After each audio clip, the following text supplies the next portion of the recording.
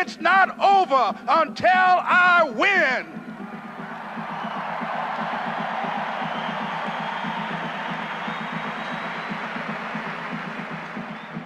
Repeat after me, please. It's possible. I can live my dream. It's necessary. I work on myself. Surround myself with winners. Become creative. It's me. I've got to make it happen. It's not over until I win.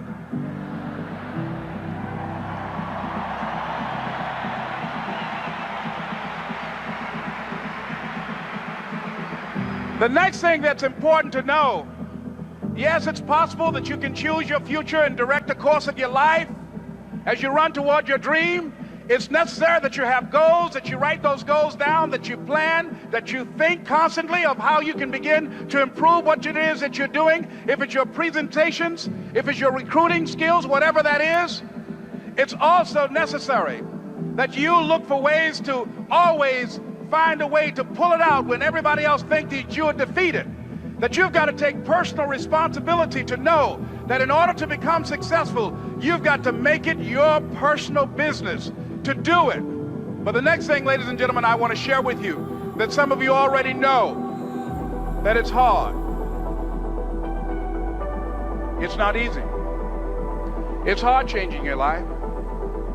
It was hard when just over 3 years ago, in the Penobscot building in Detroit, Michigan, where I was operating my business, and I fell on some hard times, and I was sleeping in my office.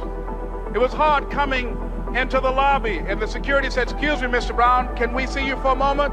And I said, "Yes," and I walked up to the counter, and he gave me an envelope, and he said, "Would you mind reading it here?" And I opened the envelope, and the envelope was from management that said, "This is an office tower. It's not a hotel. Please do not sleep in your office." And I said, "Excuse me, sir." I said, "I just work long hours in creating my business. I'm an entrepreneur. And right now things are bad for me, but they're not going to be this way always. And I just asked for the opportunity to continue to operate like I'm doing. I'm not trying to make this my home." And it was hard coming through the lobby. And sometimes they would laugh. There's a guy talking about becoming successful. And look at him. He's bathing in the bathroom upstairs on the 21st floor. He sleeps on the floor. Him and 2 other dreamers up there. Look at him. It was hard, ladies and gentlemen, coming to speak to people. And I was facing financial difficulties in my own life. I was behind on my bills and my dreams, and I'm saying to them, you can live your dream. It was hard, ladies and gentlemen. It was very difficult to pick myself up each day believing that I could do it. There were times that I doubted myself. I said, "God, why is this happening to me? I'm just trying to take care of my children and my mother. I'm not trying to steal or rob from anybody. Why did this have to happen to me?" It was very hard. And here's what I want to say to you. For those of you that have experienced some hardships, don't give up on your dream. No one could have convinced me by holding on, by continuing to push forward, by continuing to run toward my dream, that one day I would have my own talk show. It's a long shot, ladies and gentlemen, from Liberty City, an abandoned building on a floor, never knowing my mother or father. It's a long shot. Being here with you today in this dome in Atlanta, it's a long shot. No college training, labeled educable, mentally retarded, but I kept running toward my dream.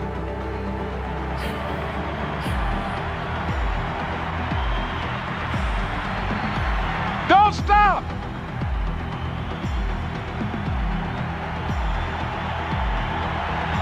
Don't stop.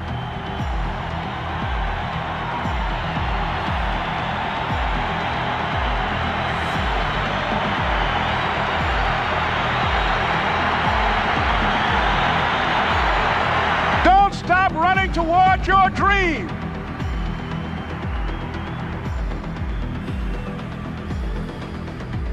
It's very important as you hold on to that dream. There are moments when you're going to doubt yourself. There are rough times are going to come, but they have not come to stay. They have come to pass. It's very important for you to know that. Don't say I'm having a bad day. Say I'm having a character building day.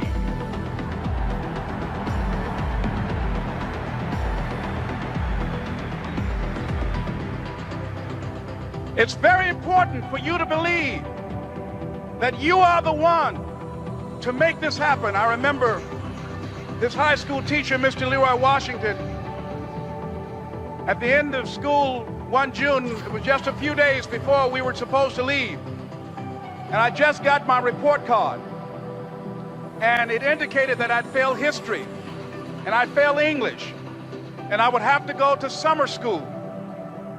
And I was feeling within myself that I was a failure, that I'm slower than most people in getting paperwork, and I was feeling down on myself and very negative. And Mr. Washington was giving a speech to the graduating seniors, and I was in 11th grade. And even though I wasn't supposed to be in there, I went in there because the speech he was giving, that speech was for me. And as he talked, my heart began to beat fast.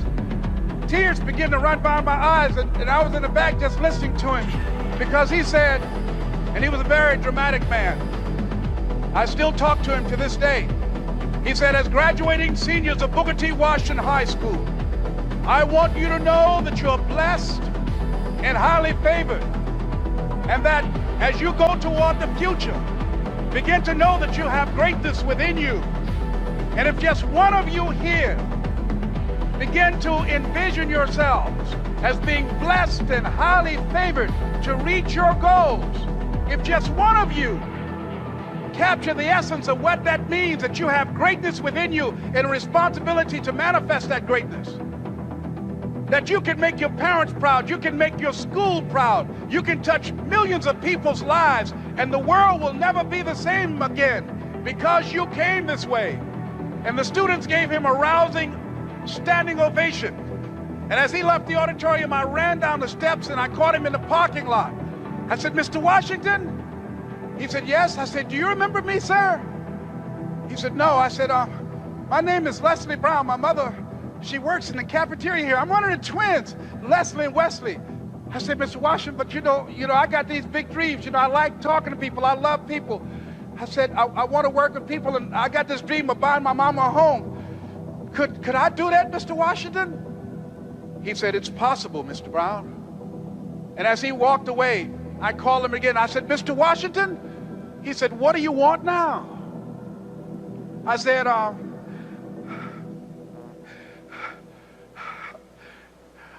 I'm the one, sir. I said, I'm the one. You remember me, sir. I'm Miss Mamie Brown's boy. I'm the one. I'm the one.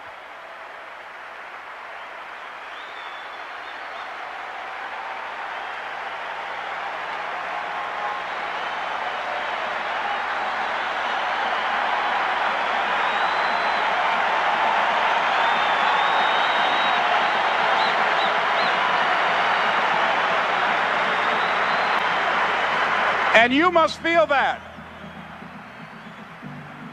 that's why you're here, because you are the one. And I remember when PBS first played one of my specials called You Deserve, one Sunday afternoon in Miami, Florida. I had some friends call him to tell him to tune in. And he watched the program. He called me in Detroit, and I answered the phone. I said, hello. He said, may I speak to Les Brown, please? I said, who's calling? He said, you know who this is. I said, oh, Mr. Washington, it's you. He said, you were the one, weren't you? I said, yes, sir. He said, and you were so crazy. I said, I know, but I'm rich now.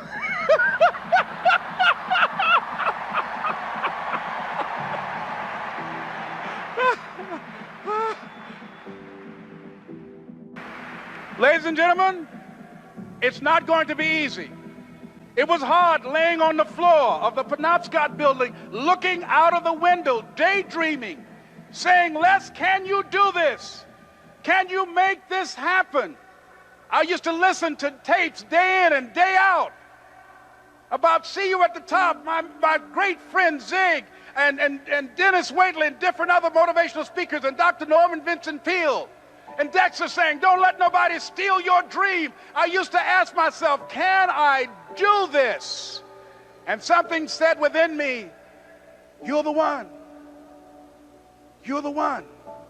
And let me tell you something, ladies and gentlemen.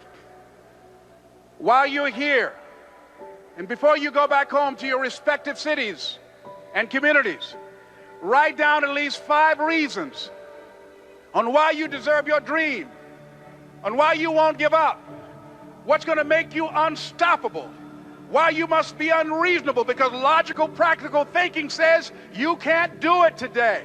But if you want to produce unreasonable results in your life, like living your dream and taking charge of your destiny, you've got to be an unreasonable person.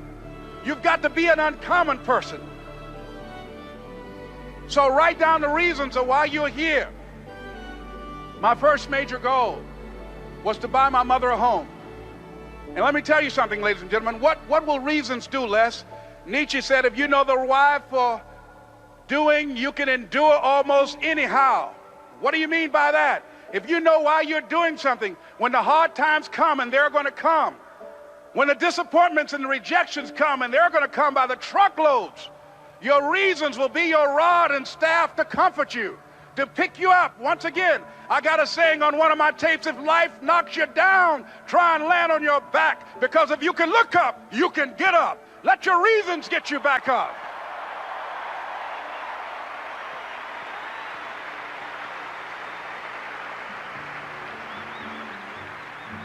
I remember when I bought the home for my mother and she came out of the car. When I opened the door, I said, Mom, I think I know these people in this house. That was my first major goal. And then I couldn't conceal it anymore. I said, Mom, I got this for you.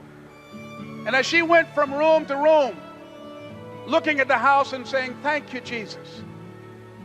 Thank you, Lord. No one ever could have convinced me that this could have happened to me. And she looked at me, she said, Leslie, and you caused me so much problems as a boy. You were always into stuff. She said, no one could have convinced me that day when I walked in that house and this lady was holding you and your brother. And she said, ma'am, I want you to promise me 2 things. And she said, what is it? She says, 1, promise me that you won't separate them. She said, I want them raised together. I want them to know each other.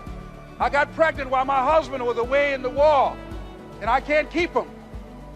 Promise me that you won't separate them. She said, I promise I won't. I've never had children. I promise I won't separate them. And she said, promise me that you'll never tell them about who I am, because if my husband ever found out, he would kill me. She said, I promise. And she said that she gave them to us, and she kind of cried, and she was walking out the door, and she looked at my adopted mother. She said, remember, don't you separate them. She said, I swear to God, I won't separate them. I'll keep them together. And she said, as I held y'all in my arms, I never had any children of my own. I didn't know how I was going to do it, but I knew with the help of God, I will do it. And ladies and gentlemen, my mother had a dream of having children and raising us. She didn't know how she was going to do it. You're going to be just like that. And some of you are already there. Well, you don't know how you're going to make this happen, but you just feel within yourself some way, somehow, with the help of God, I'm going to make it happen. Repeat after me, please. No matter how bad it is, or how bad it gets, I'm going to make it. I'm going to make it.